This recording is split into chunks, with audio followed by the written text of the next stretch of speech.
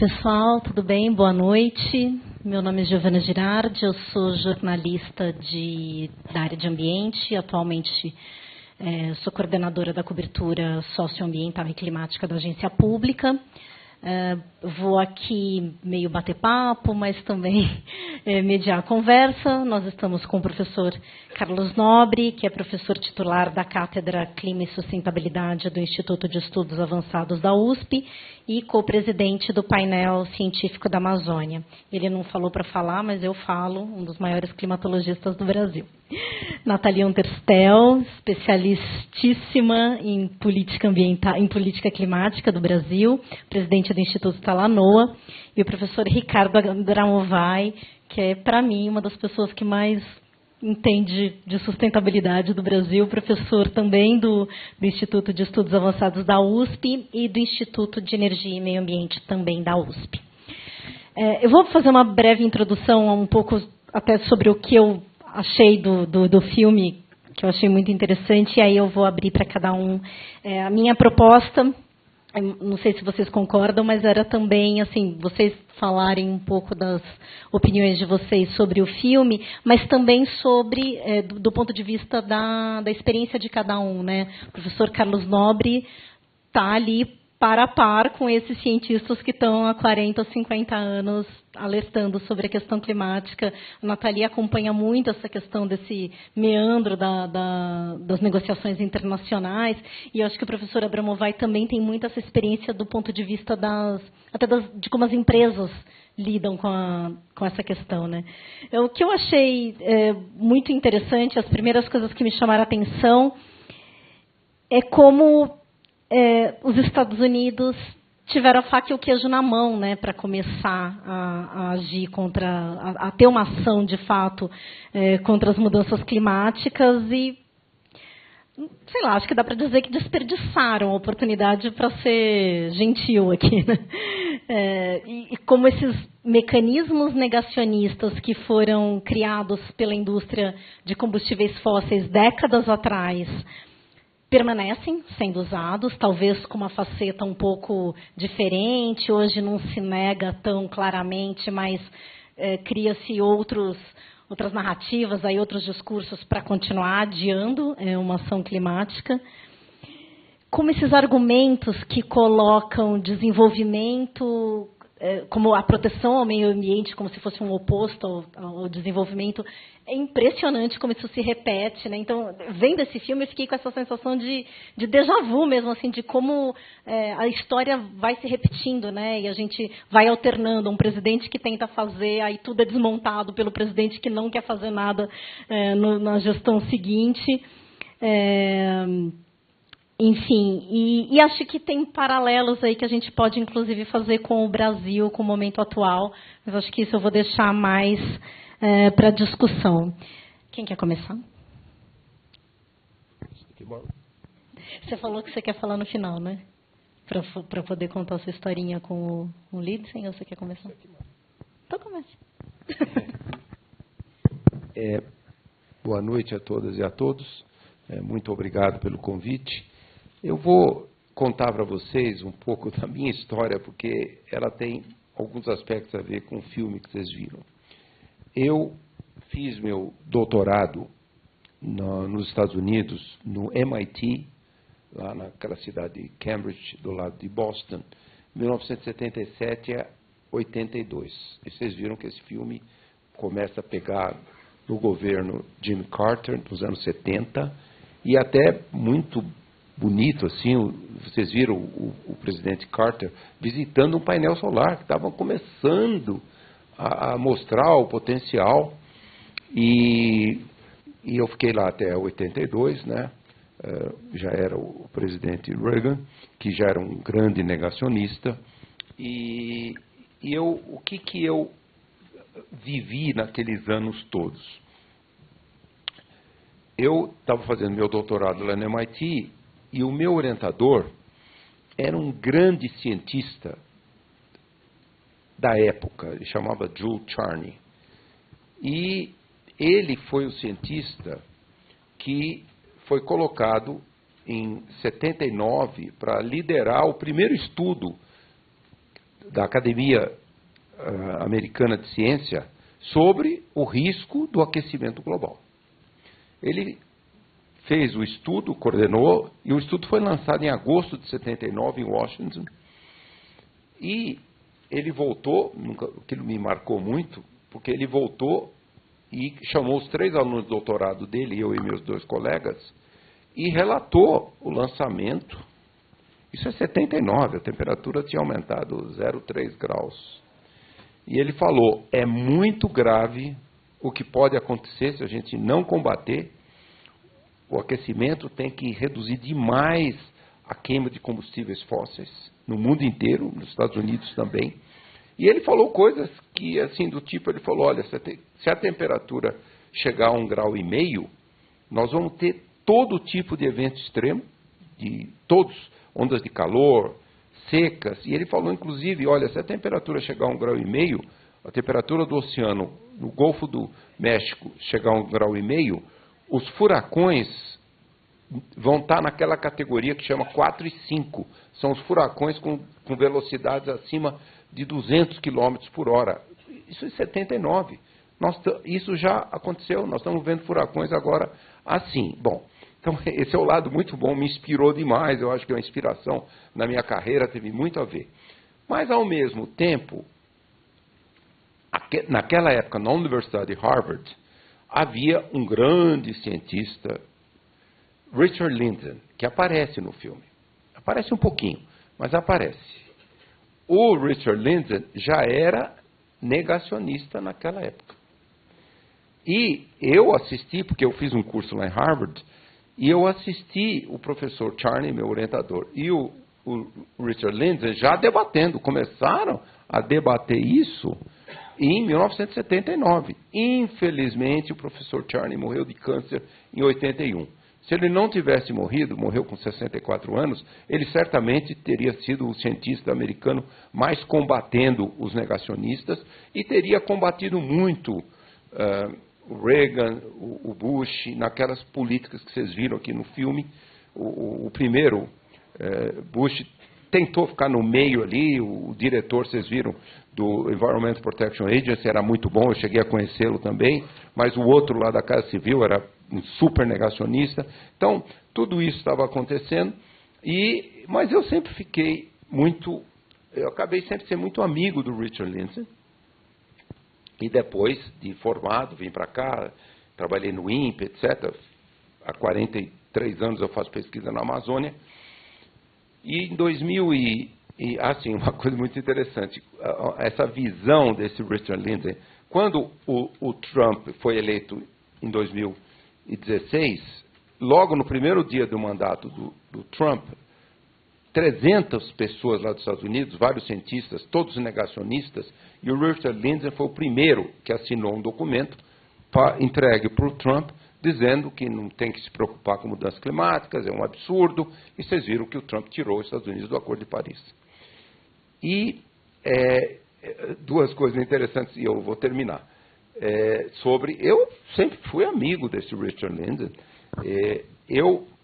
Uma vez, em final de 79, eu estava lá em Boston, voltando lá da praia, no metrô, e eu cruzo com o professor Lindzen. Aí ele estava fumando. Aí eu, como era amigo dele, falei, professor Lindzen, nossa, fumar é terrível, dá câncer. O senhor está fumando? Ele fala, não dá câncer de jeito nenhum. O meu avô tem 84 anos e nunca parou de fumar e não tem problema nenhum. Só para dizer para vocês uma experiência amplamente, né, que eu tive.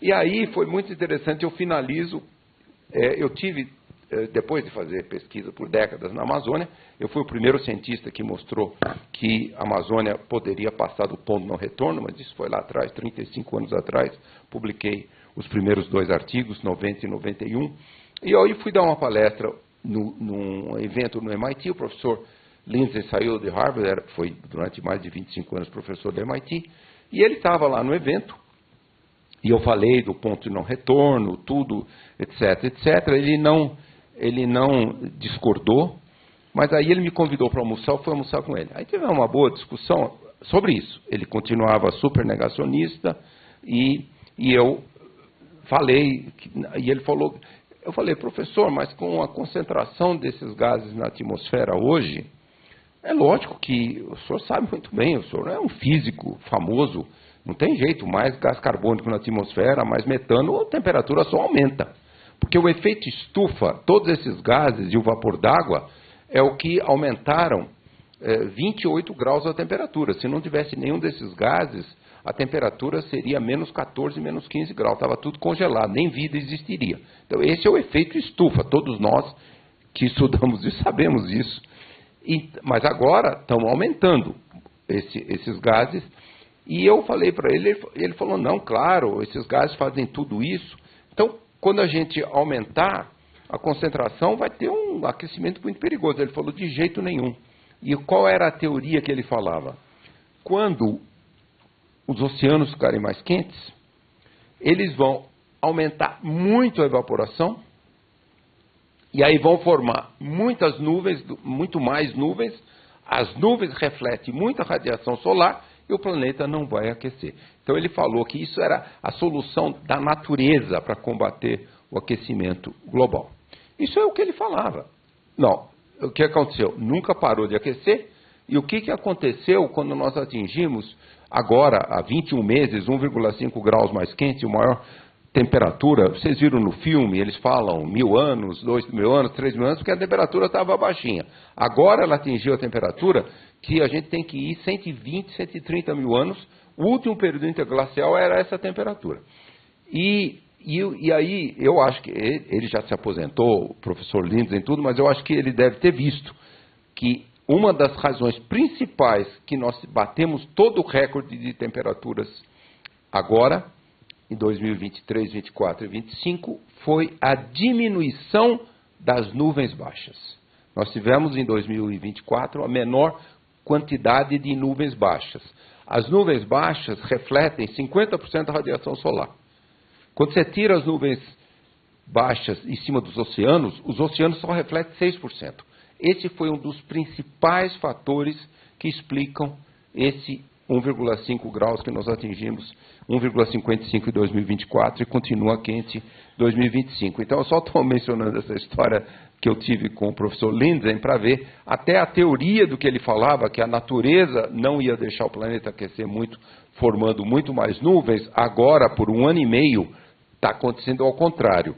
As mudanças das circulações atmosféricas por esses eventos extremos diminuiu o número de nuvens. Então, é só para mencionar, realmente, assim, e para terminar, lógico, uma enorme preocupação. E essa preocupação que eu tenho não é só o que o filme mostrou nos Estados Unidos. Por que em democracia, os Estados Unidos têm quase 250 anos de democracia, por que todas as democracias do mundo, inclusive a nossa, estamos elegendo em todas as eleições políticos populistas? Eu tenho uma enorme preocupação. Se a gente pegar todos os prefeitos da Amazônia que foram eleitos em 2024, 80% dos prefeitos são de partidos de direita e extrema-direita, a maioria populistas. Então, isso não é só aqui no Brasil e nem com a eleição dos Estados Unidos. Isso está acontecendo no mundo inteiro. Então, eu acho que esse filme é muito interessante, mas nós temos que realmente entender por que nas democracias nós estamos elegendo cada vez mais políticos populistas quando nós estamos na beira do que a gente chama ecocídio, um suicídio ecológico do planeta. Se a temperatura não baixar de 1,5 graus, nós podemos atingir 2,5 graus em 2050 e vocês aí, os mais jovens, vão viver quase que num mundo inabitável. Então, é esse um pouco meus comentários iniciais. Obrigada, professor.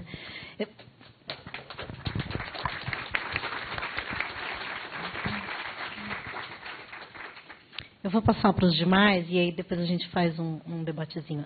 Nathalie, por favor. Olha, eu acho que esse é um filme que retrata a inação climática. E muita gente, especialmente assim, mais leiga ou que está se aproximando da agenda acha que a inação, especialmente a inação política, é assim, eles não se importam, eles não estão nem aí.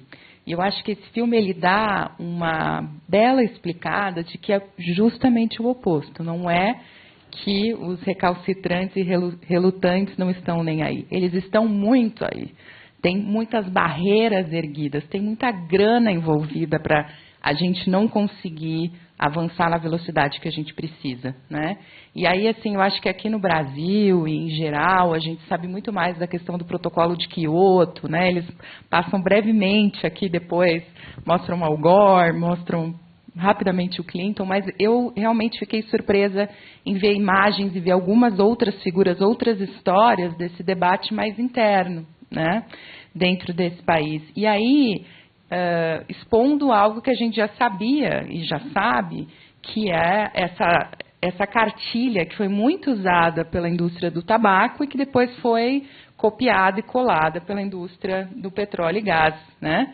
E que ela, nesse primeiro momento, foi muito efetiva em fazer o quê?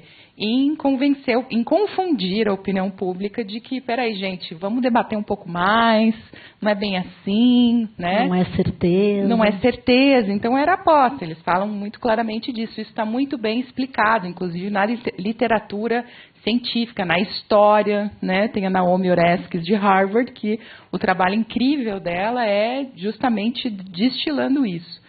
E aí, eu queria destacar 3 frases.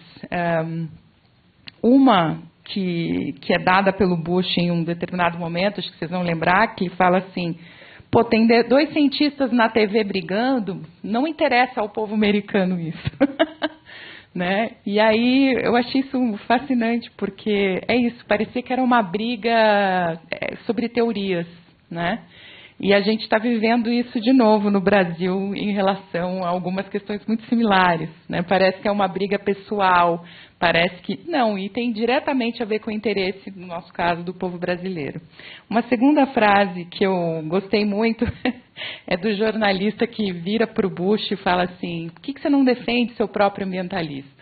Né? Você não era, inclusive ele se elegeu ambientalista porque os conservadores, os republicanos, foram conservacionistas por muito tempo. Não era uma questão de direita ou esquerda, né?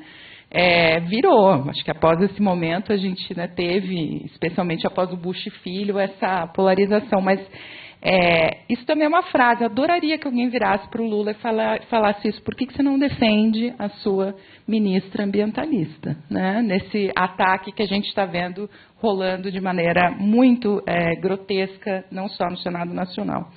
E, por fim, tem uma frase do Mujica, né, que não está no filme, mas que alguém no final, o cientista que eu esqueci o nome, ele fala uma frase muito parecida, né, tem aquela frase famosa do Mujica, tive muitas perdas na vida, mas não gostaria de estar no lugar daqueles que me venceram.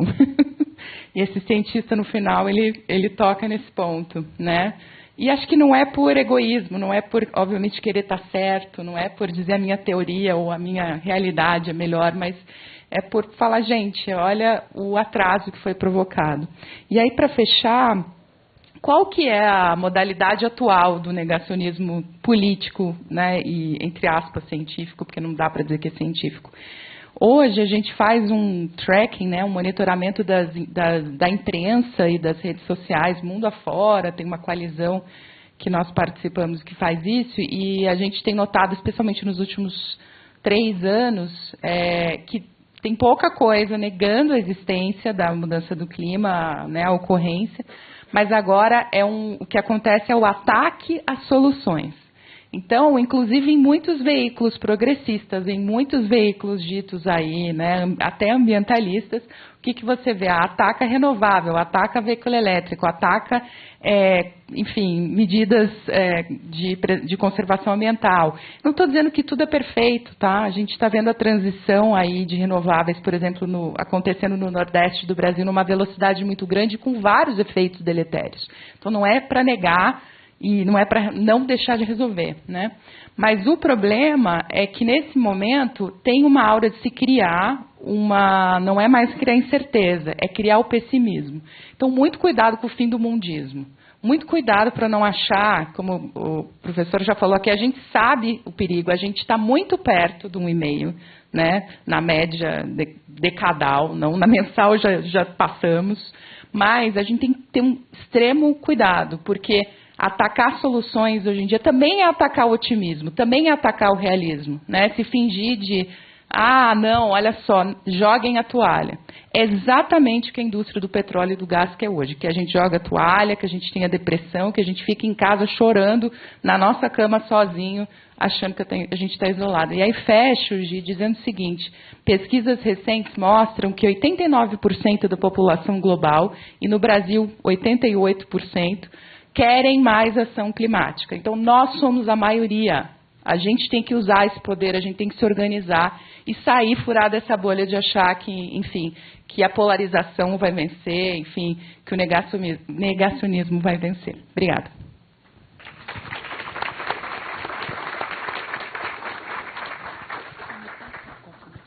Obrigada, Nathalie. E aproveitando o gancho dessa pesquisa que a Nathalie citou, dos 89%, é interessante porque a mesma pesquisa pergunta, a pessoa diz, né, que quer mais ação climática, aí ela pergunta, e você acha que as outras pessoas também querem? E as pessoas dizem que acham que não. Então, nós somos uma maioria, eu estou falando nós porque eu estou deduzindo que todo mundo que está aqui nessa sala deve se importar com isso. Nós somos a maioria e a gente acha que a gente é minoria. A gente acha que a gente não tem apoio, né? Que as outras pessoas não pensam a mesma coisa. Então, a pesquisa mostra isso. Se ela fala que é uma maioria silenciosa. E isso é muito interessante, porque quando você acha que você está sozinho, você não age, né? Porque você fala, bom, não vou ter apoio. Maioria medrosa, na verdade. Né? Mas uma medrosa porque talvez não esteja vendo outras pessoas também se manifestando, tal, porque também não tem protesto na rua. Então é interessante isso, assim, esse dado foi levantado até por foi levantado, é uma pesquisa, ela saiu acho que na Nature Climate Change. E aí um grupo de jornalistas internacional que se chama Covering Climate Now, é um grupo que tenta incentivar que haja mais cobertura jornalística sobre o assunto, e eles propuseram que os veículos tentassem fazer matérias para trazer visibilidade para essa informação. E, enfim, isso está em curso aí, eu acho que é interessante. E acho que é interessante quando a gente pensa nesse ano de COP30, que a gente vê a sociedade civil brasileira com muita vontade de ter voz e de ir para as ruas. Mas aí a gente vê que, por exemplo, aquele comentarista esportivo Casimiro, todo mundo deve saber, né? Não é Casimiro? Nem eu sei. Não é ele. Ele estava ouvindo um comentário e alguém falou, era tipo um show do milhão. E aí uma pergunta era assim, onde vai ser a COP30? A COP30. E aí ele está vendo o negócio e ele fala assim, o que é COP30? Aí alguém fala assim, vai ser no Brasil. É no Brasil? O que é isso? Então assim, nem ele sabia o que é a COP30. Enfim, professor.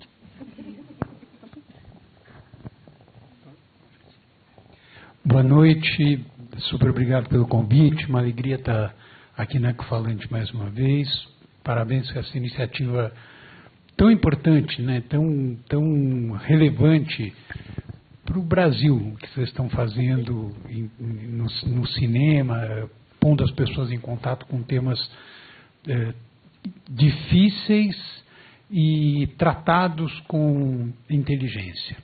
O filme é muito interessante e eu acho que nem todo mundo sabia o quanto a retórica do primeiro Bush era ambientalista. Ele se elege, uma das frases interessantes do filme é que a gente tem que fazer propaganda dizendo que vai fazer muita coisa durante a campanha e fazer pouca coisa durante o governo. Essa frase é dita por um assessor importante dele, que era o cara que se contrapunha ao que dirigia a Agência de Proteção Ambiental. E essa ambiguidade entre ter alguém correto na Agência de Proteção Ambiental e, ao mesmo tempo, proteger e dar ouvidos. O filme também é interessante por mostrar a documentação sobre a influência escrita, provada, escrita da indústria do petróleo sobre o governo. Mas havia essa ambiguidade. Então, uma primeira coisa que me parece interessante é que essa ambiguidade vai se dissolvendo e, ao longo do tempo, claro, os governos democratas, depois do período do filme, os governos democratas assumem a postura de combate às mudanças climáticas e, aparentemente, assumem com sucesso. Então, o Obama pode ostentar que as emissões norte-americanas durante seu governo caíram e que, portanto, ele estava levando adiante os objetivos de ação climática. Só que as emissões norte-americanas caíram por quê? Caíram porque houve uma descoberta no início do milênio, que foi a exploração do gás de xisto, o fracking, que descoberta essa que permitiu aos Estados Unidos reduzir drasticamente o uso de carvão, que é, entre os 3 fósseis, o mais emissor de gases de efeito estufa, substituir essas emissões, substituir esse uso pelo gás, e aí, claro, as emissões caem. Mas, ao mesmo tempo, os Estados Unidos se tornam grandes exportadores globais de petróleo. Então, aquela cena do filme em que eles têm que invadir um país do Oriente Médio por causa do petróleo, isso hoje em dia não tem mais relevância, porque os Estados Unidos hoje não só são autossuficientes, mas são grandes exportadores de petróleo. Um aspecto que me parece fundamental no filme e que não é nesse tema e que não é suficientemente destacado é que o petróleo é altamente lucrativo, e ele é altamente lucrativo, e no fundo é o seguinte: enquanto o petróleo for tão lucrativo como ele é hoje, a possibilidade gradual de você substituí-lo por energias renováveis modernas é muito baixa. Então, eu não sei se é a isso que Nathalie estava fazendo alusão, mas a verdade é que, se nós pegarmos nos últimos 30 anos, as energias renováveis modernas tiveram um aumento na sua oferta de 50 vezes.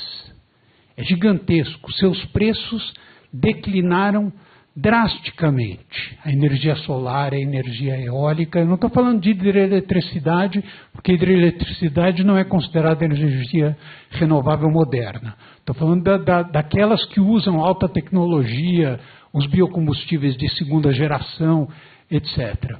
No entanto, nesse período, a participação dos fósseis na matriz energética global passa de 87% para 85%. O que eu estou dizendo com isso não é que não dá para mudar. O que eu estou dizendo com isso é que a fórmula segundo a qual, se você tiver bons incentivos de mercado, mais inovação tecnológica inteligente, os mercados serão suficientes para fazer com que haja uma substituição indolor dos fósseis por energias renováveis modernas. Isso não está acontecendo e a minha impressão, não só a impressão do que eu leio na literatura, isso não vai acontecer e o fim da era fóssil depende de intervenções governamentais muito fortes que, por sua vez, dependem da democracia. Por quê? Porque sem democracia, essas intervenções governamentais vão exatamente no sentido contrário ao que nós desejamos. Aliás, isso não se refere apenas ao petróleo, se refere a setores extremamente importantes da economia norte-americana, onde a ficção do gradualismo impera. Isso aconteceu com relação ao tabaco. Então, no caso do tabaco, havia não só uma indústria com efeitos prejudiciais sobre a saúde, demonstrados cientificamente de maneira cabal, mas havia também um negacionismo muito forte. Aliás, em matéria de negacionismo, uma das coisas mais interessantes é que os protagonistas publicitários do negacionismo do tabaco, conforme o consumo de tabaco foi declinando nos Estados Unidos e em outros países. O Brasil é pioneiro e vanguarda nesse declínio, com políticas muito corretas. Conforme o consumo de tabaco foi declinando, os propagandistas e os apologistas, segundo os quais o tabaco não faz mal à saúde, migraram para a indústria de ultraprocessados alimentares. É muito interessante que são algumas das mesmas pessoas trabalhando também para dizer que os ultraprocessados não têm nenhuma relação com a pandemia de obesidade. Então, nós temos Professor, deixa eu só fazer uma interrupção, que também esse livro que a Nathalie estava comentando, da Naomi Oreskes, essa professora de Harvard, ela também mostra que quando começa o negacionismo da indústria fóssil, eles usam as mesmas artimanhas dos negacionistas do tabaco. Então, na verdade, eles vão só mudando de indústria mesmo, né? Mas são sempre os mesmos, tanto os publicitários quanto os cientistas encomendados ali, né? Perdão. E uma das armadilhas nesse conjunto que envolve, no fundo, indústrias viciantes, não que o petróleo seja uma indústria viciante, de certa forma porque a gente está viciado num certo modo de vida, etc., mas toda a ênfase dessa indústria, que se trate de bets, que se trate de opioides, de ultraprocessados, sempre a ideia é, a hora que as pessoas mudarem seus comportamentos, a indústria muda. A indústria não tem culpa nenhuma. A indústria só oferece para as pessoas o que elas desejam. Não é culpa da indústria, ela só está satisfazendo uma demanda que está no mercado. O que me faz pensar no livro, eu termino por aí, no livro do John Kenneth Galbraith, que ele publicou aos 96 anos de idade, chamado A Economia das Fraudes Inocentes. As fraudes culpadas são manipulação de ação, roubo, etc. A mais importante fraude inocente é a ideia de soberania do consumidor. É a ideia de que se todo mundo tiver um comportamento, se cada indivíduo tiver um comportamento adequado, a indústria vai captar isso por sinais de mercado e vai se transformar. Esta ficção só pode ser combatida por meio de políticas públicas, e essas políticas públicas supõem democracia. Nós temos que transmitir essa ideia de que democracia não é apenas algo formal, mas que é algo que vai tocar, que toca e vai tocar cada vez mais a vida das pessoas. E, nesse sentido, claro, a campanha contra o projeto de lei da devastação que está no Senado, a campanha contra a exploração do petróleo na foz do Amazonas, isso é fundamental que a gente leve isso a público. E só mais uma observação com relação à ciência. Esse trecho do filme em que o Bush fala, que a Nathalie citou, muita gente ainda acha que a questão das mudanças globais, das mudanças climáticas, são ainda, do ponto de vista científico, um tema polêmico.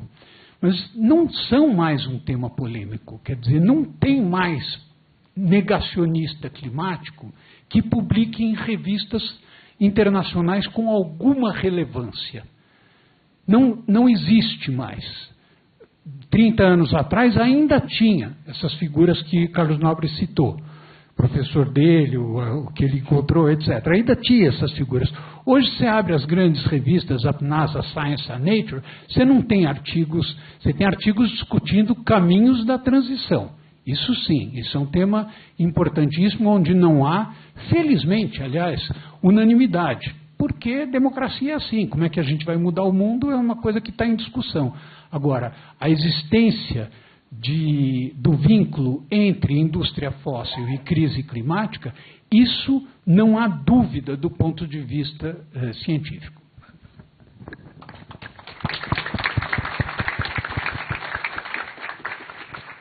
Obrigada, professor. E isso que você estava falando da escolha do consumidor, né? E de que... Perdão. e de que se a pressão do consumidor for grande o bastante, as coisas vão mudar. Isso me faz lembrar, eu estava ouvindo recentemente, na verdade eu estava até discutindo com um colega jornalista / ambientalista, e ele estava falando que achava... Enfim, ele estava falando sobre essa questão da exploração do petróleo, e aí ele falou uma coisa que eu tenho ouvido de algumas pessoas, a Nathalie já comentou disso comigo também, de que a questão do petróleo é uma questão que só vai parar de ter produção de petróleo quando diminuir a demanda por energia. Que isso é uma coisa que é meio uma falácia também que está se colocando recentemente, né? Então, quando o professor Abramovay citou esses dados de que por mais que a energia renovável tenha crescido e cresceu muito nos últimos anos e você não vê uma diminuição do consumo de combustíveis fósseis, é porque a gente não está fazendo a transição, né, que seria trocar de uma coisa pela outra. A gente só está adicionando, a gente só está somando energias. E aí tem uma argumentação de que é essa, assim, é porque a gente ainda precisa de muita energia. E uma das coisas que a gente vai mais ver agora demandando energia, por exemplo, são os data centers de inteligência artificial. Você realmente tem muito consumo de energia acontecendo. Agora, a gente vai precisar que alguém opte por não ter energia para que, então, a gente diminua os combustíveis fósseis. Se depender disso, é igual a senhorinha que aparece lá no filme, né? A hora que o jornalista pergunta, você faria um sacrifício? Você toparia, né, para proteger o ambiente e tal? E ela vira e fala assim, mas eu não gosto de passar frio. Quem que vai... Né? Quem que realmente vai admitir, não, topo não ter meu celular carregado de informação aqui, topo não ter mais inteligência artificial. Então, se depender disso, estamos danados, né? Só uma informação que é muito importante nesse conjunto de... Os subsídios aos fósseis hoje no mundo são estimados pelo FMI em 7 trilhões de dólares, o PIB brasileiro é de 1,5 trilhão de dólares. Em 7 trilhões de dólares... O cálculo do FMI é polêmico, etc., mas, no mínimo, isso chega em 1 trilhão de dólares. Quer dizer, não é uma indústria que é altamente lucrativa e altamente subsidiada. Isso é muito importante levar em conta. Gi, posso só colocar um dedinho nisso? Porque quando você estava descrevendo os aspectos econômicos, eu estava com isso aqui. Esse dado é muito importante porque essa estimativa da FMI de 7 trilhões mostra que, especialmente depois da invasão da Ucrânia, as petroleiras, com a alta do preço, né, do petróleo, elas tiveram uma lucratividade adicional inesperada, né, assim, absurda. Né? E aí, naquele momento, muitas das petroleiras internacionais, que você tem as nacionais, tipo Petrobras, e as internacionais, tipo Shell, né? A maior parte delas tinha compromissos de zerar emissões. Elas tinham metas climáticas e elas estavam investindo na diversificação. Inclusive, aqui no Brasil, tinha arranjos até para eólica, enfim. O que acontece naquele momento? Aquele momento... ali 2022, na verdade 23, foi a hora da verdade, 23, 24, para as petroleiras. Foi bom. Vocês têm meta, vocês têm dinheiro pra caramba, dinheiro sobrando, na verdade, porque não estava, né, não era esperado. Agora vamos ver o que vocês vão fazer. Vão fazer a transição, é para valer, né? Vamos sair, vai mudar o modelo de negócios ou não. O que aconteceu? Elas saíram dos compromissos. Elas saíram, né, tiraram as suas metas, a maior parte saiu da meta net zero, e estão aí disputando para ver quem que vai ser a última, né, em pé até o fim do mundo. Eu acho que tem uma coisa importante nisso do subsídio, porque é uma indústria que está ligada em aparelhos. Uma indústria que tem 7 trilhões e que ela, na verdade, esqueci de falar o dado, né? A lucratividade foi de 5 trilhões, essa lucratividade adicional, né? Quer dizer o quê? Quer dizer, você está ali, a gente está pagando 2 vezes, porque a gente paga como contribuinte e depois paga lá na bomba de gasolina para quem usa gasolina, né? Então, acho que tem uma dimensão assim de que essa economia é absolutamente insustentável. Razão pela qual quem continua defendendo está defendendo um modelo que é caro para nós, né? Enfim, e aqui no Brasil, só para fechar, a estimativa, de novo, tem sempre, né, questões metodológicas, mas a estimativa é de subsídios de 100 bilhões de reais anuais. E a maior parte disso é para o consumo. Ou seja, a gente, de novo, só vai consumir se tiver alguém ali fazendo com que seja palatável para nós, né? É isso que a gente quer? Não. Eu não quero. Nathalie, mas você não quer comentar essa história de demanda e consumo, né? Que essa justificativa aí de que enquanto tiver uma demanda muito alta, vai continuar tendo fósseis? Então, isso eu vou tentar explicar de maneira rápida e simples, mas vocês me ajudam aqui. A primeira questão é que hoje, quando a gente soma todos os planos nacionais e da indústria, a quantidade de produção que se deseja fazer é 2 vezes aquilo que a gente poderia num cenário de 1,5 graus. Assim, hoje, os planos delas são o dobro. É muita coisa. Globalmente. Então, isso quer dizer o seguinte, eles têm planos mirabolantes, porque a gente não viverá bem nesse planeta que eles querem para a gente. E aí, apesar disso estar muito bem também documentado, né, a gente chama até em inglês o negócio chama production gap, é a brecha da produção. Quer dizer, você tem uma produção de petróleo estimada, planejada, muito maior do que aquilo que você precisa, no máximo, né, para um cenário seguro de mudança do clima. Apesar disso, tem se colocado cada vez mais no debate, isso que a Gi começou aí a tocar, que assim, não, mas a gente tem planos porque a gente tem demanda, alguém está pedindo, né? Só que a demanda não é de o dobro de 1,5 graus, não é, né?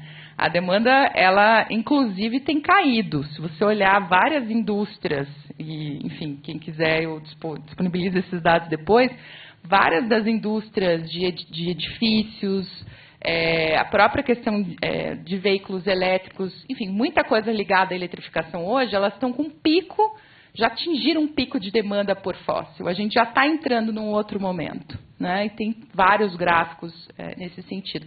Então, na verdade, a demanda não é compatível com essa produção planejada. Mesmo assim, quando a gente vai em COPs, quando a gente vai a negociações climáticas ou a fóruns econômicos, eles falam que não, que enquanto não resolver a demanda, a oferta não pode parar, né? E aí isso é bem importante, porque lá na COP de Dubai, quando se decidiu nós vamos fazer a saída dos combustíveis fósseis, né, isso foi há 2 anos, todos os países concordaram em fazer a saída. Mas houve um momento em que o negócio quase foi para o beleléu, não sei se a gente vai lembrar, que era o momento que chegaram lá com uma proposta de, não, primeiro vamos resolver a demanda, vamos convencer os consumidores. E aí o pau cantou, graças a muitos esforços isso não foi adiante, então se decidiu a saída para os 2 cantos, mas agora a gente não tem os mecanismos para fazer isso, então vai ter que trabalhar os 2 lados, né? Não é que a demanda não é importante, mas ela hoje nem chega perto daquilo que é o sonho da indústria, que é continuar se perpetuando, não sei, em algum lugar, não sei se é Marte, mas assim, nesse planeta aqui não cabe. Eu só quero fazer um comentário adicional, porque a gente fala muito de reduzir a queima de combustíveis fósseis como absolutamente urgente e necessário para evitar o colapso climático, né, o ecocídio do planeta. Totalmente verdade, a ciência mostra isso com clareza. Mas não se fala muito, e eu não sei porquê, que a queima de combustíveis fósseis no mundo inteiro, nas áreas urbanas, é o que leva à grande poluição do ar. E a poluição do ar, globalmente, leva a 6 a 7 milhões de mortes por ano. O nosso colega da USP, o professor Paulo Saldiva, vem há décadas e ele já demonstrou, vocês aqui, se forem paulistanos, vocês têm 2 a 4 anos menos expectativa de vida de uma pessoa que não mora numa cidade poluída como São Paulo. E é a poluição, a queima. Aqui em São Paulo é diesel dos ônibus, 13 mil ônibus e caminhões. Mas tem outros lugares, como lá na China, que é a maior parte da eletricidade é o carvão. O carvão também gera muitos poluentes, o diesel, o petróleo. Então, é só para mencionar Por que as pessoas não pensam nisso? Até zerar a queima de combustíveis fósseis não é só para combater a emergência climática, é para melhorar muito a qualidade do ar globalmente e vai melhorar muito a condição de saúde humana. Então, esse é um dado que eu queria colocar também, que não se fala muito. Não se fala muito, mas vamos realmente, vai melhorar muito a qualidade de vida de trilhões, de bilhões de pessoas. Professor, aproveitando que o senhor está com o microfone na mão, eu também queria te provocar a saber um pouco como que é a sua perspectiva, estando nesse lugar de pessoa que está batendo nessa tecla há tantos anos, igual os pesquisadores aqui do filme. Porque eu, vendo o filme, aí eu tendo a ficar igual a Nathalie falou, assim, de querer chorar na cama e não sair mais. Acho que ele me deprime, assim, mas, enfim. E eu tenho um podcast chamado Bom Dia, Fim do Mundo. Então vejam que eu estou nesse espectro da coisa.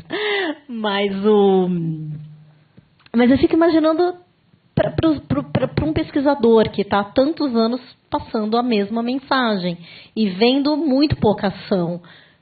Como se resiste, professor? Como que é isso, assim, né? Tem momento que vocês também têm vontade de deitar na cama e chorar? Não, deixa eu dizer, é interessante porque vocês veem isso, tem algumas frases lá no filme, algumas pessoas ambientalistas que apareceram no filme, eles falavam uma coisa que eu estive em vários 4 dos relatórios do IPCC, o primeiro de 1990, e naquele relatório a gente já falava, não vamos deixar as emissões aumentarem depois de 2000, uma pessoa falou isso no filme. Por quê?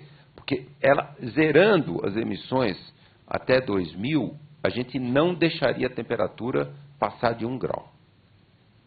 E isso, mesmo zerando em 2000, porque o gás carbônico, que é o principal gás do efeito estufa, ele vive aí uma média de 150 anos na atmosfera. Então, você não consegue resolver no dia seguinte que parar as emissões.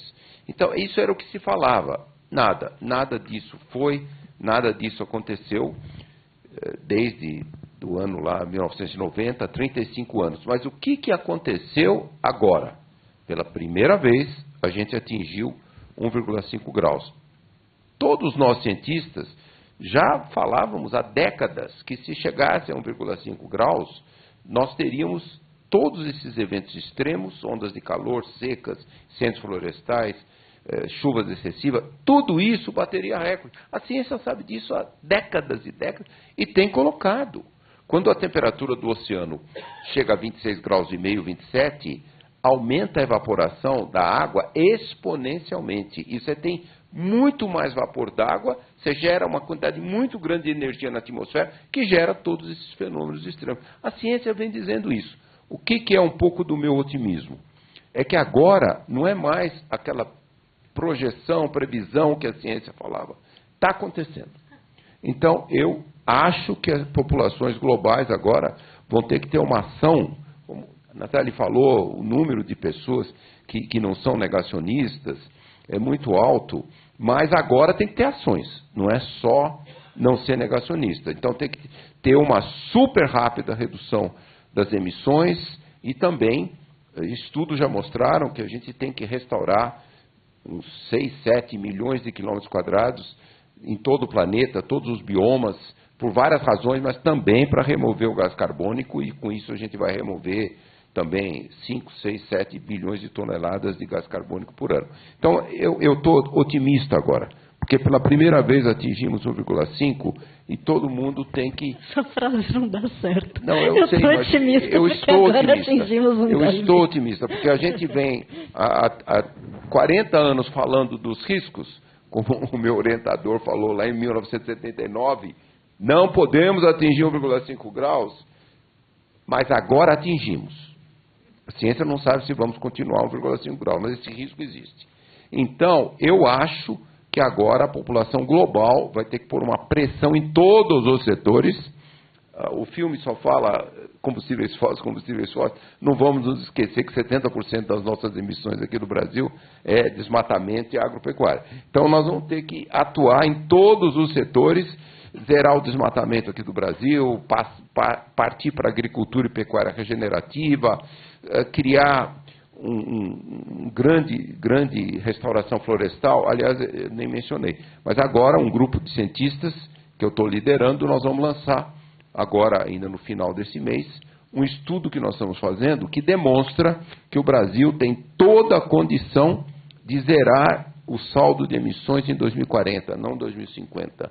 Então, nós vamos lançar isso mostrando o Brasil muito antes da China, muito antes, porque a China, 75% das emissões hoje é queima de combustíveis fósseis, em primeiro lugar, carvão, mas a Índia também, a Rússia também, os países europeus também. O Brasil e a Indonésia são os únicos dois grandes emissores que é usos da terra. Então, só quero dizer, esse meu otimismo é porque agora nós atingimos 1,5 graus, todo mundo, principalmente os mais jovens, eles têm que entender, por exemplo, eu, que nasci em 1951, eu provavelmente, se eu viver 90 anos, eu vou experimentar umas 12 ondas de calor na minha vida.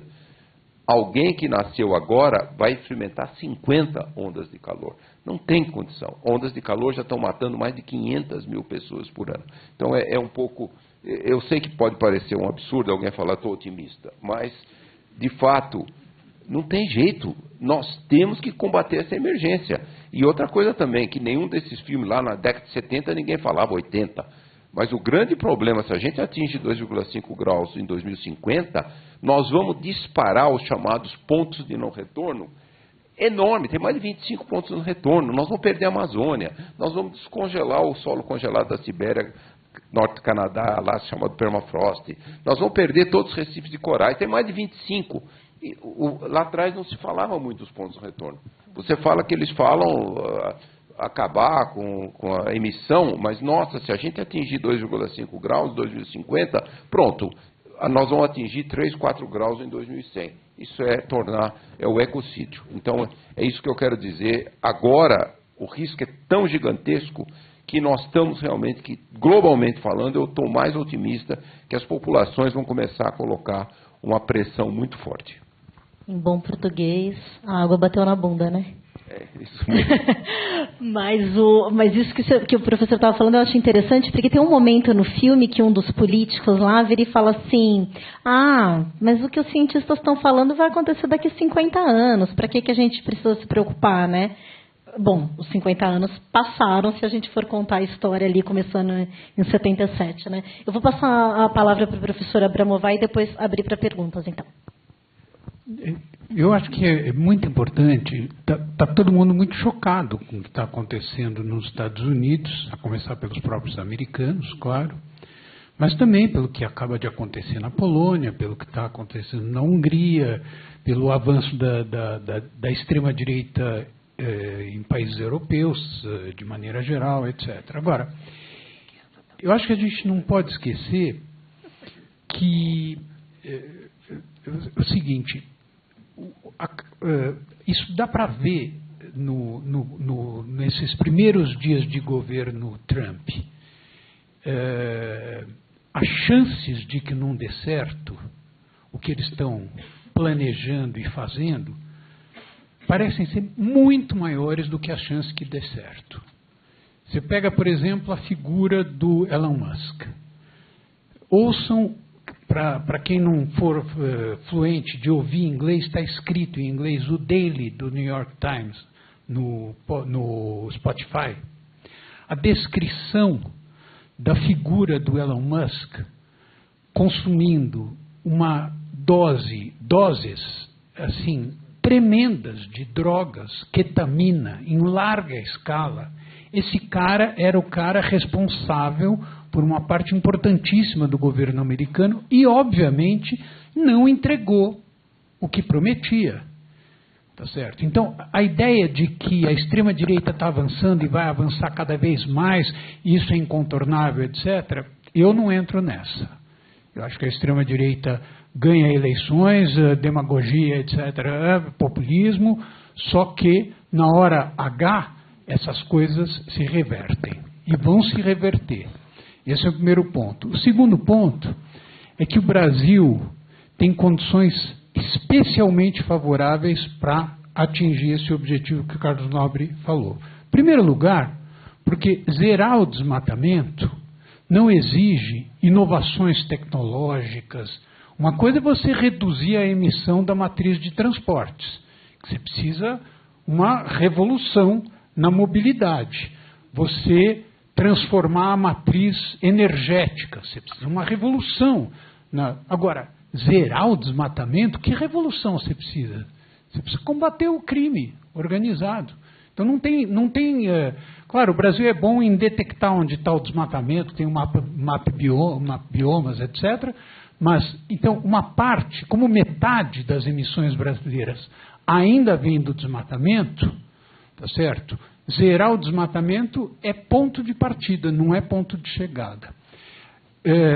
1/4 das emissões vem da agropecuária. E aí sim tem boas notícias. As tecnologias regenerativas que estão emergindo no Brasil, com bioinsumos, com pesquisas interessantíssimas da Embrapa, e com, inclusive entre fazendeiros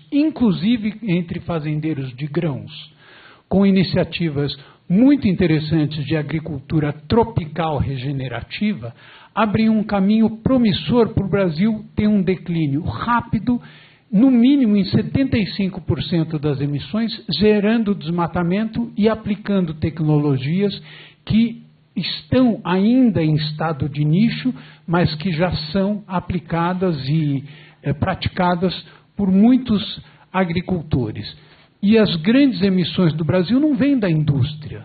Então, claro que nós também vamos ter que ser inovadores aí, mas se nós conseguirmos zerar desmatamento e aplicar aquilo que a pesquisa está mostrando no setor agropecuário, as chances de chegar em resultados positivos são muito grandes.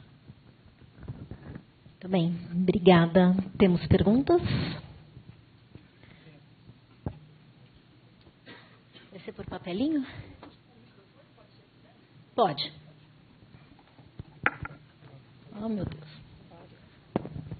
Oi. Boa noite. Aqui. Meu nome é Matheus, eu sou jornalista em Suma Uma, que por sorte tem artigos ou como fonte todo mundo da mesa. E menos eu que sou concorrência. Um dia você faz uma colaboração pra gente. Vocês tocaram no assunto que mais me interessa, que é a do otimismo, pessimismo e a da participação social. Aí eu queria pegar um gancho quente que o professor Carlos tem esse otimismo, mas a gente veio de uma semana com a direção do IBAMA aprovando a licença da exploração de petróleo na Foz do Amazonas, do PL do licenciamento ambiental no Senado e dos ataques à Marina. E aí teve atos pelo Brasil, e os atos, tem mais gente aqui na sala da Ecofalante do que nos atos. E eu queria assim, aprofundar um pouco mais. Por que a gente ainda não consegue mobilizar, mesmo o setor progressista, em outras pautas? Consegue, se a gente pegar a marcha da maconha aqui, é gigantesca. E nesse tema é tão difícil. Eu sei que um dos motivos é isso da gente. Eu acordo toda segunda e leio sobre o fim do mundo, e às vezes a gente não quer ler. Mas eu queria entender de vocês mesmo. Obrigado. Eu vou tentar ser breve, podia ficar 5 horas aqui falando sobre isso. Você pode rodar um pouco mais? Então tá bom.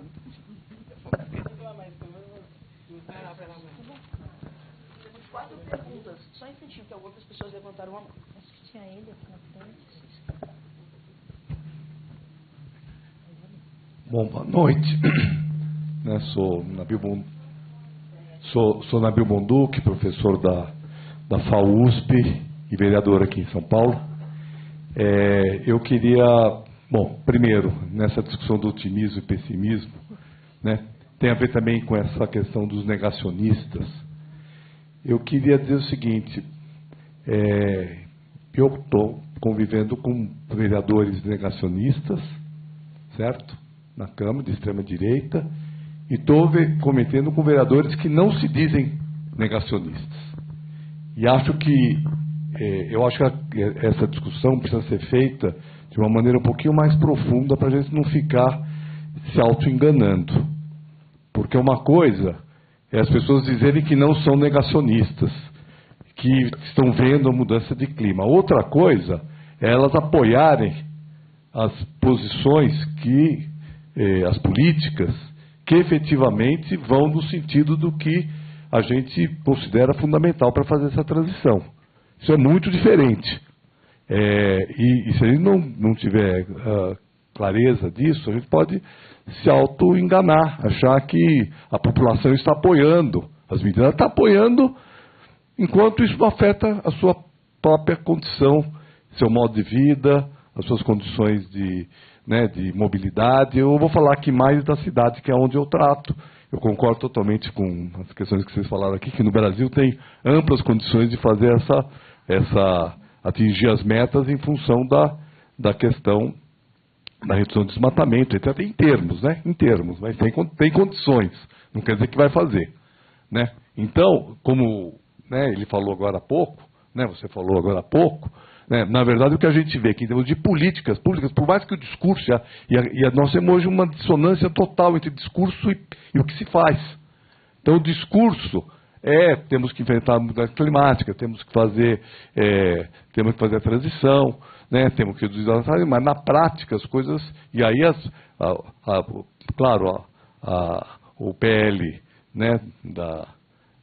do desmonte da licenciamento ambiental, falando em termos gerais, a exploração do petróleo na Foz do Amazonas, essas coisas estão claras aqui, mas a gente vê aqui na cidade de São Paulo também. Eu assisti a palestra do professor Nobre lá na prefeitura, e aquilo lá era montado para dizer, estamos enfrentando a crise climática, vamos para a COP, a prefeitura. Mas você pega as ações da prefeitura, ela dá termos de compensação ambiental para desmatar, ela apoia projetos de aumentar a circulação de carro, ela muda o plano diretor para aumentar a quantidade de garagens próximo ao transporte coletivo. Então, na verdade, a gente tem um discurso num sentido, mas a prática no outro. Então, e aí eu quero chamar a atenção também essa questão da redução. Nós temos que discutir a questão da redução. Porque, veja bem, hoje, mais de quase 50% da população é ainda rural. E ela está em transição para o urbano. E, portanto, essa população que está em transição do rural para o urbano, ela vai ser consumo. Se toda a população da Terra tiver o mesmo nível de consumo que a classe média, ou o que se espera de ter numa classe média, nós vamos ter um aumento enorme na necessidade de energia. Se nós não tivermos uma mudança no padrão, a migração campo-cidade, que ainda está acontecendo em larga escala na Ásia e na África principalmente, e a elevação do nível de renda que supõe-se que vai acontecer, vai gerar um aumento da necessidade muito grande. Então, acho que essas questões são estruturais e a gente precisa ter clareza. Quando estive aqui no debate semana passada, me perguntaram a questão de otimismo, pessimismo. Falei assim, não é que eu não estou otimista, eu estou realista, mas não estou deprimido. Eu acho que essa questão, ir para a depressão não dá para a gente ir, mas a gente tem que ter realismo de entender o momento que nós estamos vivendo e as dificuldades de fazer essa transição. Mais alguma pergunta aqui? Gente, o professor Carlos Nobre vai precisar ir embora às 9h30, então será que vamos deixar responder um pouquinho e aí... Uma só, então? Rapidinho, gente, vamos tentar sintetizar a pergunta aí. Oi, gente, boa noite. A minha pergunta é uma dúvida, uma curiosidade um pouco leiga, assim. Para o Carlos Nobre, você tinha comentado que o cientista negacionista daquela época tinha a tese de que, se aumentar as temperaturas, se aumenta também a quantidade de evaporização e as nuvens vão combater esses gases. E a gente tem hoje a diminuição das nuvens baixas. O que leva a essa diminuição? Exatamente. Pode ser? Ou quer fazer mais alguma? Tá.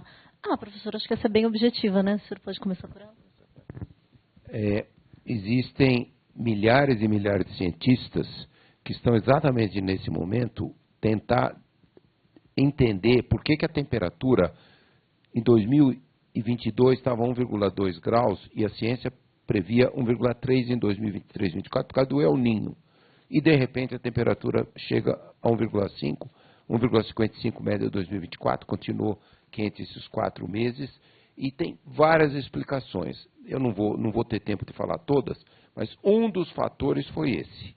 Então, a razão que foi explicada é porque quando você tem muito mais energia na atmosfera, você tem um lugar que você gera mais chuva, mas esse lugar o ar sobe e ele desce em outro lugar. Então, aumentou a região, a área, com o ar descendo, e o ar descendo ele destrói as nuvens, e as nuvens baixas também. Essa é a explicação que se tem hoje, porque as projeções dos modelos matemáticos, climáticos, eles já vêm dizendo há muito tempo. Quando a temperatura chega a 1,5 graus, os oceanos vão evaporar muito mais água, a chuva global aumenta, a chuva global. Mas elas vão ser pancadas fortes de chuva, que estão acontecendo em todo o mundo, com esses eventos de inundações, alagamentos, mas muitos lugares vão ter grandes secas. E é isso que está acontecendo. Essa é a explicação que a ciência está agora colocando. E isso mostra realmente o risco enorme, porque nem a ciência previu que atingiríamos 1,50 graus agora. Ela falava até 2028 com um El Niño muito forte, poderíamos atingir pela primeira vez em 2033, 2035. Então, esse risco é muito grande. Milhares de cientistas estão tentando ver se a temperatura vai abaixar ou se ela vai continuar alta. Então, essa é um pouco a explicação científica para isso. Vamos lá. Eu vou pegar as outras 2 perguntas. Acho que essa terceira foi muito bem respondida. Tá dando para ouvir? Tá. Olha, eu comecei a minha vida profissional trabalhando no Instituto Socioambiental na Amazônia.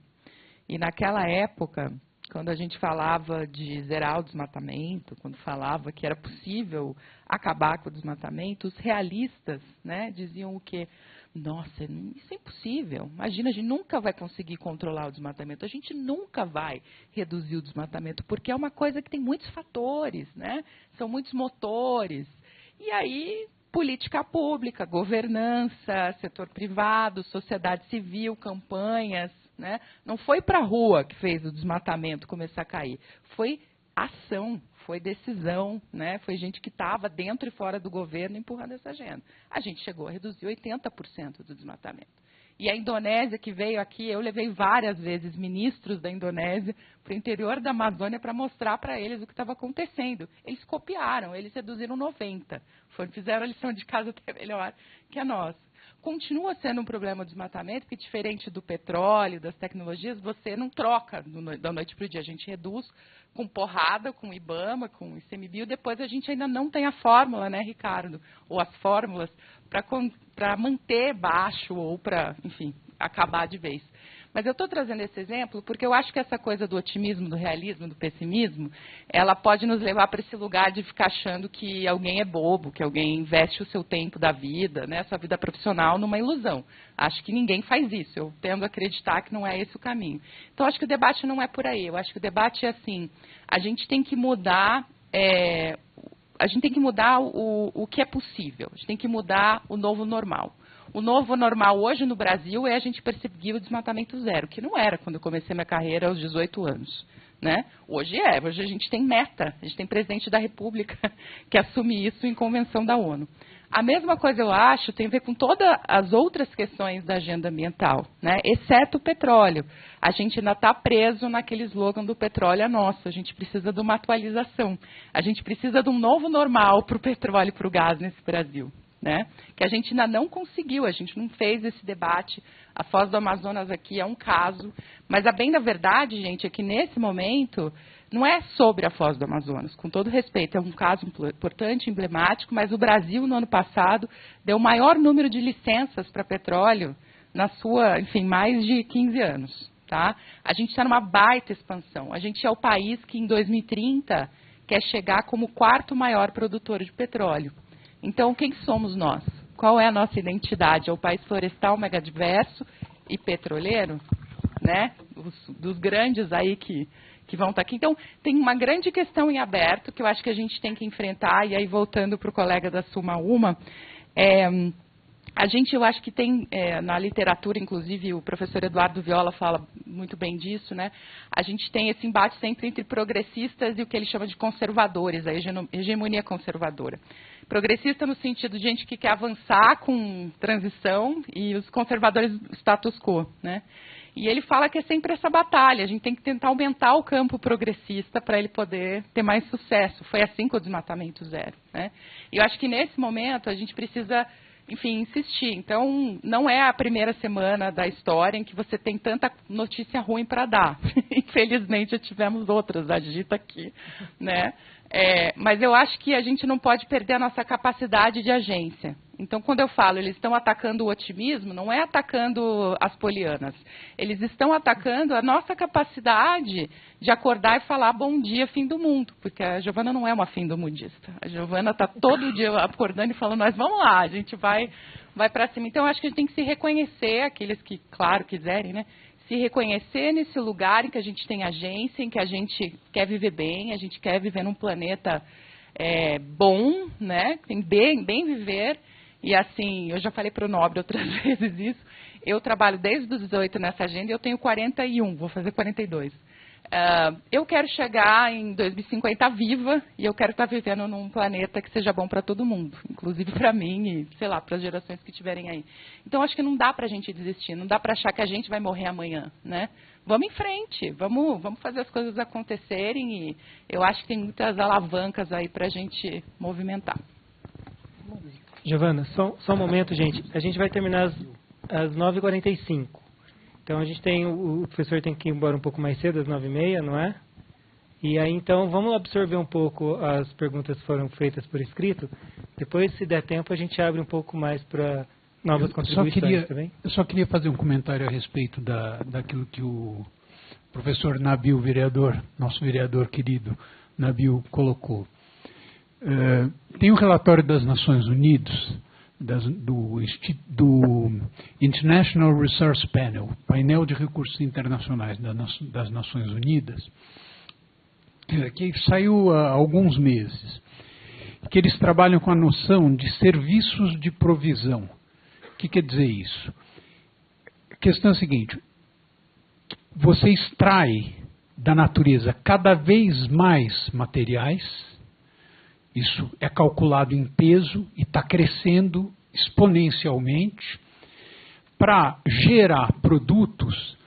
E a pergunta central é a pergunta que você faz. Esses produtos gerados a partir dos materiais que você extrai estão produzindo mais bem-estar ou menos bem-estar? Essa pergunta que você faz é crucial. Nós estamos tirando ferro, minérios em geral, para produzir o quê? Então, se você pega 4 serviços de provisão, alimentação, mobilidade, energia e ambientes construídos, você vê que a maneira como nós estamos oferecendo bens e serviços hoje, globalmente, e particularmente no Brasil, não é uma maneira que está favorecendo o bem-estar. E essa é uma questão que tem que estar no centro das nossas discussões. Não adianta dizer assim, o Brasil produz muita comida. Mas como? Que comida? Que qualidade de comida? A construção aumentou. Mas que construção? Com que tipo de material? Nós temos que entrar no mérito, na qualidade dos materiais e do bem-estar que o uso desses materiais pelo sistema econômico propicia às pessoas. Eu acho que a tua intervenção nos faz pensar nisso, e isso é crucial para discutir crise climática. É mais automóvel na rua? É isso que nós queremos? É aquela ideia de que era muito comum falar no primeiro governo Lula, bom, agora que chegou a vez dos pobres, vocês não querem mais automóvel na rua? Essa é uma armadilha. O que nós precisamos é um sistema de transporte em que as pessoas precisem cada vez menos de automóvel e não cada vez mais de automóvel. Exatamente. Bom, tem muitas perguntas aqui, eu vou tentar, enfim, fazer algumas aqui, o que der, né? Acho que vale a pena... Tem algumas perguntas aqui sobre desmatamento, e eu acho que como é justamente a nossa maior fonte de emissão, acho que vale a pena a gente se debruçar sobre ela, né? Tem duas, eu acho que parte pode ser para o professor Abramovay, parte pode ser para o professor Nobre. O combate ao desmatamento foi apontado como uma questão de combater o crime organizado, mas a maior parte dele decorre de conversão do uso do solo para gado, soja e grãos. Não bastam ações de fiscalização e comando e controle. Como você acha possível combater o desmatamento realmente sem enfrentar a indústria de carne e das commodities no capitalismo? E aí depois tem uma outra pergunta que fala bem nisso mesmo, né? Se não deveria ser necessária uma revolução sobre zerar o desmatamento, eu gostaria que fosse comentado sobre uma revolução que...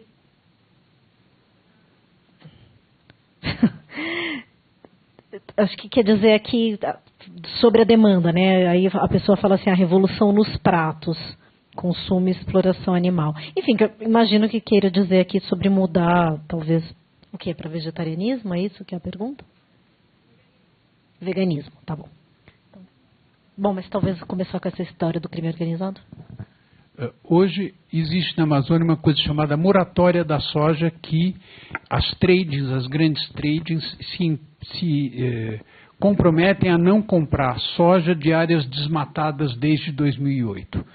Ora, com o avanço da crise climática e a redução das possibilidades produtivas no Cerrado e no Rio Grande do Sul, o que está acontecendo? Contestação da moratória da soja e avanço da soja sobre a Amazônia. Isso é extremamente grave e mostra que o capitalismo agrário brasileiro tem essa característica histórica, onde os ganhos patrimoniais são, muitas vezes, muito mais importantes do que os ganhos derivados da exploração racional, capitalista, da terra. E ganhos patrimoniais que se obtêm avançando exatamente sobre o que tradicionalmente se chamava de fronteira agrícola. Isso não tem como você criar mecanismos econômicos para combater isso. Ou você faz isso por meio de acordo ou por meio de repressão, e tem que ser repressão. E essa história de desmatamento legal em pleno século XXI é completamente absurdo. Quando o mundo está discutindo mudar a matriz energética, etc., você está discutindo se você pode ou não pode desmatar. Isso é completamente absurdo. E com relação a carnes, o consumo mundial de carnes, em geral, é muito superior às necessidades metabólicas das pessoas. No Brasil, inclusive entre as classes de baixa renda. O consumo proteico das camadas de baixa renda, dos 20% mais pobres da população, é alto. Entre os 20% mais pobres da população, nós estamos publicando um artigo na Revista de Saúde Pública, que deve sair mês que vem, entre os 20% mais pobres da população brasileira, somente 3% tem déficit proteico. Ou seja, a ideia de que nós vivemos num mundo carente de proteínas e que tem que produzir cada vez mais carne é uma ideia mentirosa, criada pela indústria. Os dados não corroboram essa ideia. Eu não estou fazendo propaganda de vegetarianismo e veganismo, mas eu estou dizendo que é possível a gente satisfazer as necessidades metabólicas das pessoas para uma vida saudável, consumindo muito menos produtos animais do que a gente consome hoje. Só complementando, eu tenho feito há 35 anos pesquisas sobre a Amazônia, e a Amazônia está na beira do ponto de retorno, e colegas meus da Universidade de Brasília, de outras instituições, mostram que o Cerrado está na beira do ponto de retorno e a Caatinga está na beira do ponto de retorno. A Caatinga já expandiu 230 mil quilômetros no Cerrado, ali no Nordeste. O norte da Bahia está virando semideserto e a Amazônia está se autodegradando demais. Então, isso que o Ricardo falou, quer dizer, nós temos a obrigação de zerar todo o desmatamento e todos os biomas e criar grandes projetos de restauração florestal. Isso é no mundo inteiro e certamente no Brasil. Então, esse é o primeiro ponto. O segundo ponto é um grande desafio, considero esse um gigantesco desafio, que é 90% do primeiro desmatamento na Amazônia por muitas décadas é todo ilegal e, por um longo período, ele é controlado pelo crime organizado. O crime organizado explodiu na Amazônia. O Instituto Igarapé calcula que quase 300 bilhões de dólares é o crime organizado e é todo interconectado o crime organizado. Não é só o mercado ilegal de terras, é o tráfico de cocaína, a mineração ilegal de ouro e a extração seletiva de madeira, o tráfico de animais. Tudo isso é o crime organizado. Então, eu considero esse um gigantesco desafio. Como combater eficazmente o crime organizado? E outro, um grande desafio, é porque no mundo inteiro, não é só o consumo de carne que está aumentando, não, Ricardo? É o consumo de droga. As drogas estão aumentando o consumo, inclusive a cocaína, no mundo inteiro. Como fazer com essas drogas o que a gente conseguiu também fazer com o tabaco? Conseguimos, né, reduzir no Brasil, reduziu 50% o consumo de tabaco em 30 anos. Então, é esse um desafio que eu faço, porque não tem jeito. Como combater? Temos que ter eficácia de combater o crime organizado, toda a América do Sul, mas principalmente da Amazônia. E, professor, talvez o senhor pudesse só complementar um pouco sobre essa pergunta do consumo, que eu sei que o senhor também tem uma visão de que talvez se os consumidores exigissem mais carne, que vem, por exemplo, de área regenerada e tudo mais, que isso pudesse talvez também servir como uma pressão, né? Não sei se vale falar disso. Olha, vale totalmente. Eu, por coincidência, eu sou de um conselho de florestas do Grupo Carrefour, colegas também são, e a gente já conseguiu fazer o Grupo Carrefour, por exemplo, não comprar nenhum quilo de carne de desmatamento depois de 2012, e agora o Grupo Carrefour começou também a implementar, em parceria com o INPE e com o MAP Biomas, também não comprar carne de fazendas pecuárias que estão usando fogo para destruir tudo. Então, eu acho que é possível, sim, nós termos uma missão. E eu também, nesse conselho do Carrefour, eu estou tentando convencê-los, meus colegas lá também, Eduardo Assad, a colocar o selo verde, né? Viu, Ricardo? Vender carne com selo verde, só a pecuária regenerativa. E eles vão lançar agora na COP30, lá em Belém, um monte de coisas. E outra coisa que o Carrefour fez também com a nossa sugestão, vocês viram aqui, primeiro foi aqui em São Paulo, agora já são 12 supermercados do Carrefour que estão vendendo dezenas e dezenas de produtos da biodiversidade brasileira. E lá em Belém, na COP30, eles vão fazer isso nos 4 grandes supermercados, em mais de 20 lojas. Eles vão dar uma grande escala para vender os produtos da sistemas agroflorestais, né? Então, eu acho que é um pouco essa a questão que nós temos que ir. Mas, de qualquer modo, infelizmente, globalmente, na China, por exemplo, em 25 anos, 250 milhões de chineses passaram a consumir carne bovina.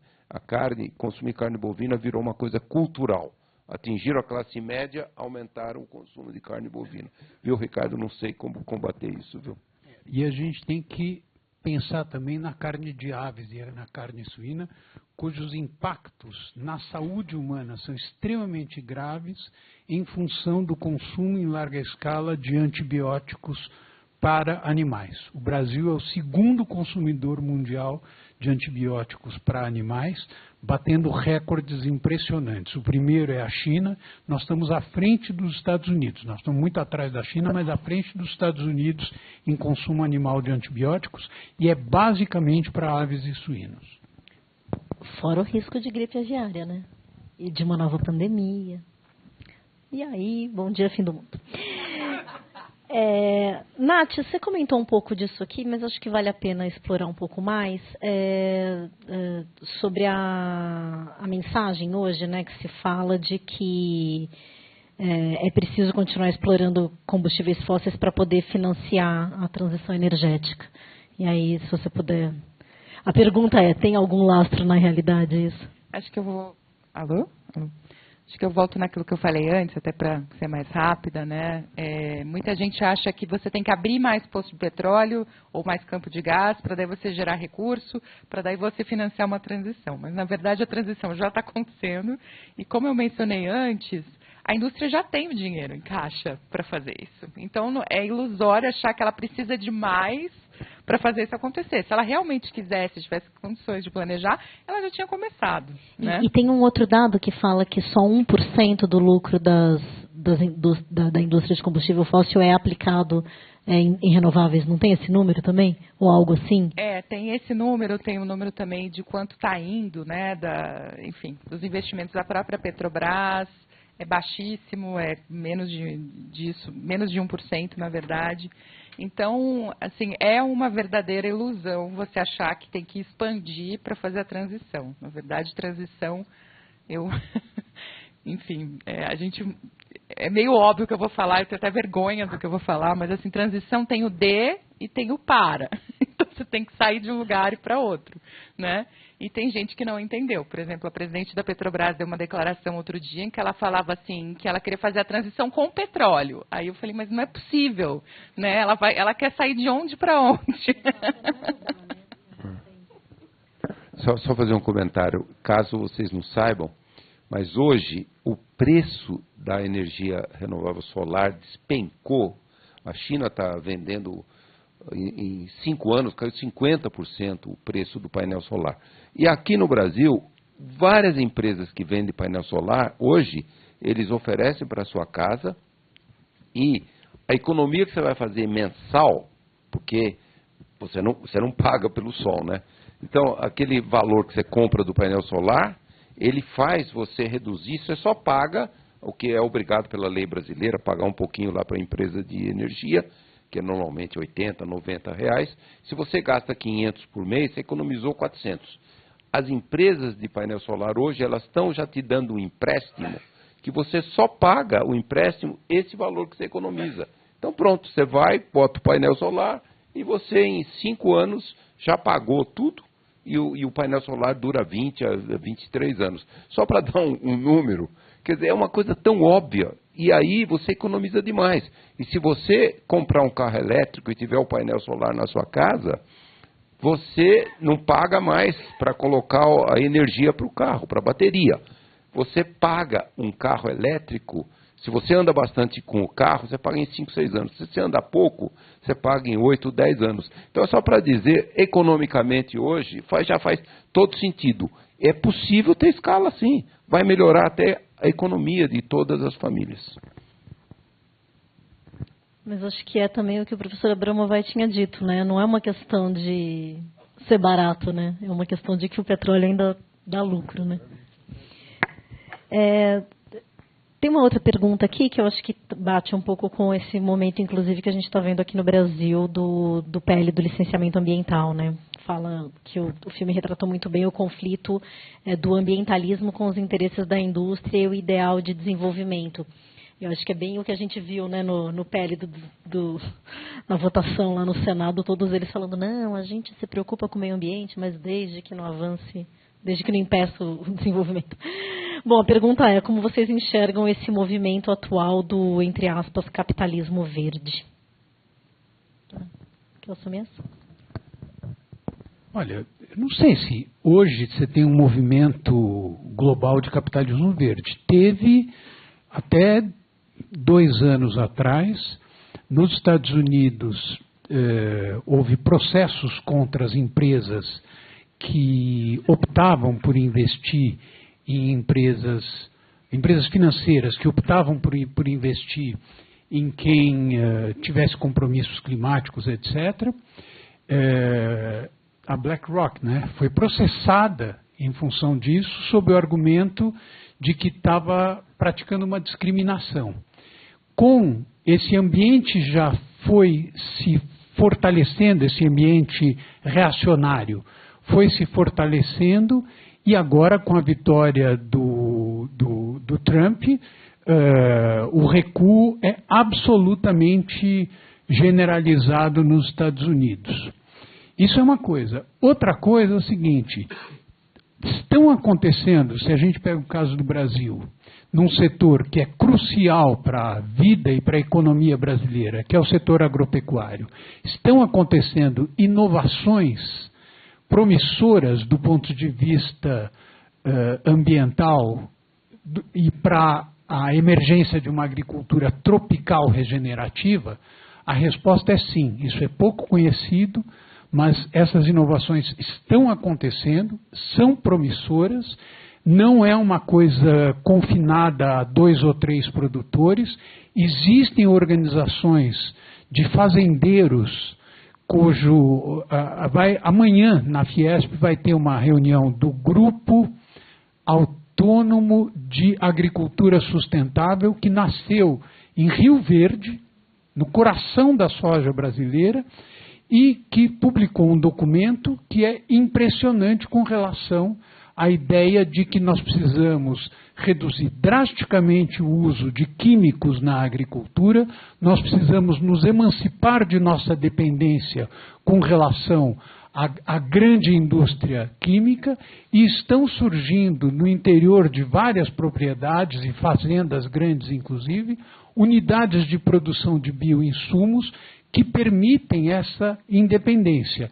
Isso vai ser um processo linear? Não, vai ser um processo super conflituoso, vai ser um processo difícil ou tortuoso, mas no que se refere ao Brasil, esse processo está acontecendo, e eu diria muito mais do que em outros setores da economia, curiosamente, paradoxalmente. E por quê?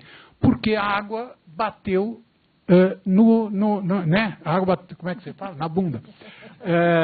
Porque a crise que está saindo um estudo do Instituto Escolhas mostrando que você produzia, quer dizer, o uso de agrotóxicos e de fertilizantes sintéticos para você produzir uma unidade de grãos aumentou drasticamente. Não só os custos são imensos do ponto de vista dos serviços ecossistêmicos que são destruídos com o uso desses fertilizantes sintéticos e agrotóxicos, mas os custos aumentam para os próprios agricultores. E, obviamente, eles estão reagindo, como você tem Embrapa no Brasil. Agora a gente precisa fazer com que haja políticas públicas voltadas para fortalecer essa tendência diante da resistência do setor agroquímico, que vai dizer, não, eu descobri um agrotóxico que é um pouco menos tóxico, que é um pouco melhor, a gente precisa renunciar a isso. Isso não é só um desejo dos estudiosos, isso está começando a acontecer em campo e é muito interessante de acompanhar.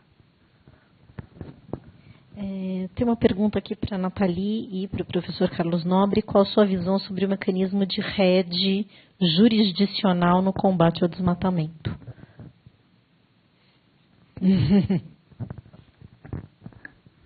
Posso começar? Olha, é muito bom ter os países ter esses mercados regulamentados, mas aqui no Brasil, infelizmente, o Congresso, como talvez fosse previsto, ele faz um mercado regulado, mas ele deixa os maiores emissores brasileiros fora.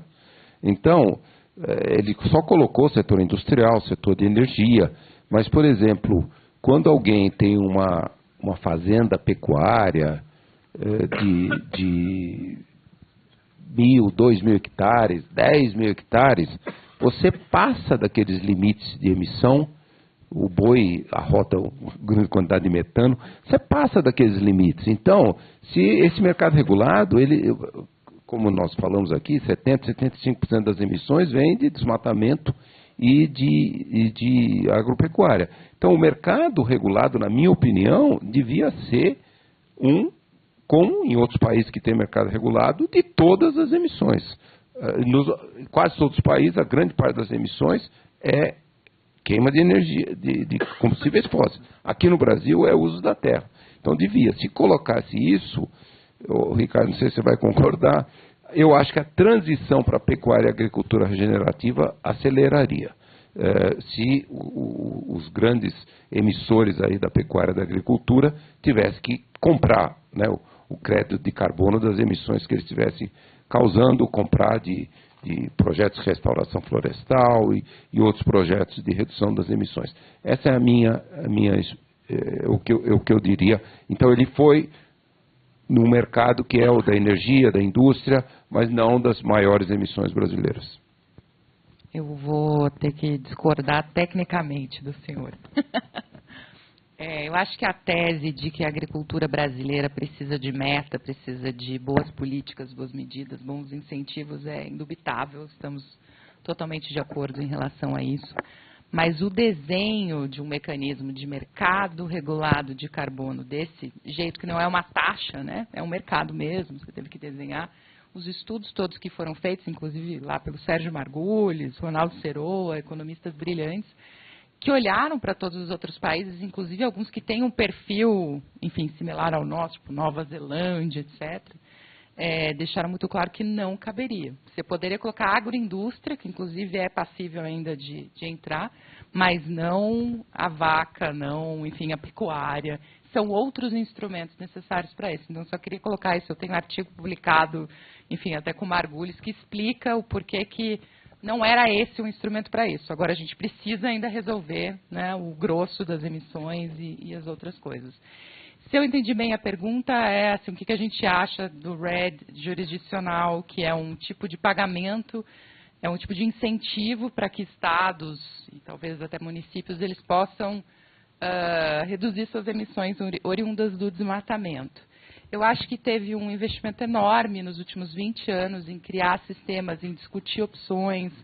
Algumas ações foram feitas, o Mato Grosso, por exemplo, investiu muito nisso, o Acre, mas, honestamente, acho que foi bom para mobilizar governadores, para colocar eles ali na berlinda, mas, honestamente, eu não acho que foi transformador. Então, assim, hoje em dia, não é um mecanismo que eu acho que está, assim, que é essencial para alguém ter. Eu acho que a gente talvez tenha, de novo, uma questão de caixa de instrumentos. Eu acho que tem outras opções que podem ser mais relevantes. Eu não gastaria mais muita energia com isso, mas quem estiver gastando tempo e energia, enfim, não desanime por minha recomendação. Gente, chegamos no nosso horário aqui. Querem 30 segundos só para se despedir? E agradeço. Boa noite, fim do mundo. Não, só quero dizer muito obrigado pela oportunidade. Vocês viram aquele belo filme. E é isso, né? Eu sou otimista, porque eu acho que o Brasil, e é isso que nós vamos lançar, o estudo, queremos levar para a COP30, vamos ser o primeiro país do mundo a zerar as emissões até 2040, é totalmente factível e vamos realmente convencer. E um grande desafio que começa em 2026, vamos eleger não políticos populistas e muito menos negacionistas. Esse é um desafio, vamos trabalhar juntos para realmente só eleger políticos muito preparados para nós combatermos essa maior emergência que o planeta já enfrentou. Só estão faltando os candidatos. Né? Eu quero cumprimentar mais uma vez Eco Falante por esse trabalho incrível. Eu acho que fortalecer a cultura, a inteligência, o debate democrático é a grande contribuição que a gente precisa ter. Isso acontece no Brasil, está acontecendo cada vez mais. E então, parabéns, Ecofalante. Para mim, eu me sinto privilegiado de ser algumas vezes convidado aqui para estar com vocês. Muito obrigado. Obrigada, gente. Eu vou encerrar com uma pergunta que eu recebi aqui, que era para ser feita para a plateia, e é uma provocação. Quem veio para cá de carro, Uber ou táxi? Vou levantar a mão. Ninguém? Eu vim. Ninguém mais? Ah, olha que beleza. Quem veio de ônibus ou metrô? Olha, todo mundo fazendo sua parte, muito bem. Quem veio de bicicleta, a pé, ou patinete ou skate? Muito bem, gente. Olha só, todo mundo fazendo sua parte. Então, boa noite, muito obrigada. Foi um prazer conversar com vocês. Tchau, tchau.